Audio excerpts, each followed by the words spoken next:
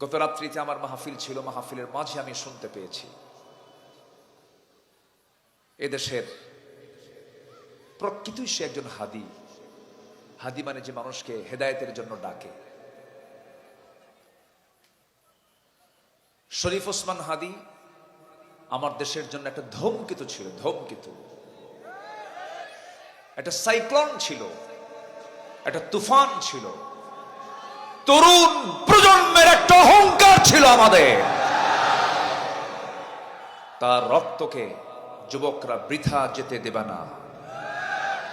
তার চেতনা, তার মূল, বাতিলপন্থীদের কাছে তার অপরাধ মূল ছিল কি জানেন?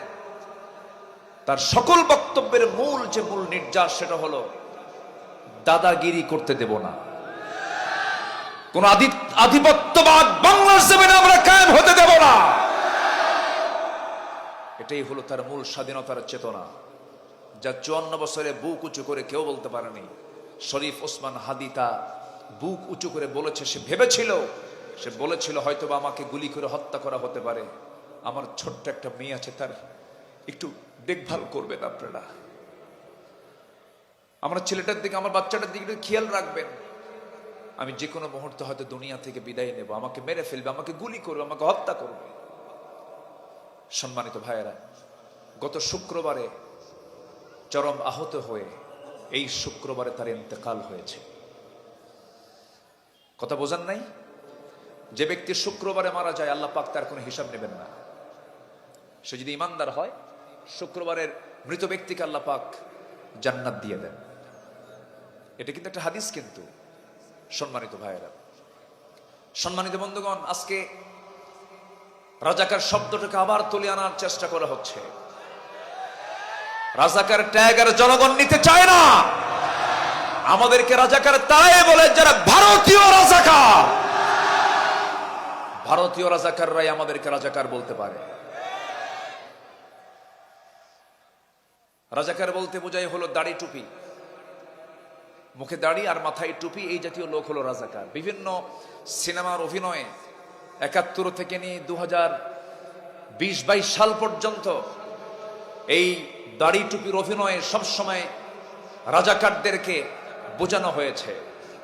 সম্মানিত ভাইয়েরা, যারা মুক্তিযোদ্ধার কথা বলে, মুক্তিযুদ্ধ করেছেন, আমি তো মনে করি আমার দেশকে 1971 সালে স্বাধীন করার জন্য যে সমস্ত মুক্তিযোদ্ধারা যুদ্ধ করেছেন, তাদের 90% এখন দাড়িওয়ালা, টুপিওয়ালা।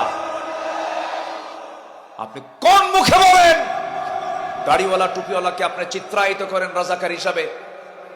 দাড়িওয়ালা ছিলেন মুহাম্মদ সাল্লাল্লাহু। অতএব এই দাড়ি আর টুপি যাদের অ্যালার্জি, এরা সবগুলো ফেরাউনদের প্রেতাত্মা। কষ্ট পাচ্ছেন মনে হয়? কথা বলবো? কথা না বলতে দিলেও বলবো। কথা বোঝেন নাই? হ্যাঁ, ওয়াজ শেষে কিছু কিছু বক্তা আছে কি, ভাই কথায় যদি কোনো ভুল হয় আমার মাফ করে দিয়েন। ভুল কি? আমার বাপের কথা বলতে আসছি, ভুল চাবো, মাপ চাবো? কথা বলতে আসছি কোরআন থেকে। কার গায়ে লাগবে আর কার গায়ে লাগবে না, এটা দেখার বিষয় না। সম্মানিত ভাইয়েরা, শরীফ ওসমান হাদিদের মতো তাদের যোগ্যোত্তরসূরি হয়ে তরুণ প্রজন্ম, তোমরা কি মাঠে ময়দানের স্বাধীনতা রক্ষার জন্য আন্দোলন করতে পারবে? রাজি আছো? কারা কারা হাত উঁচু করে দেখাও মুসলমান।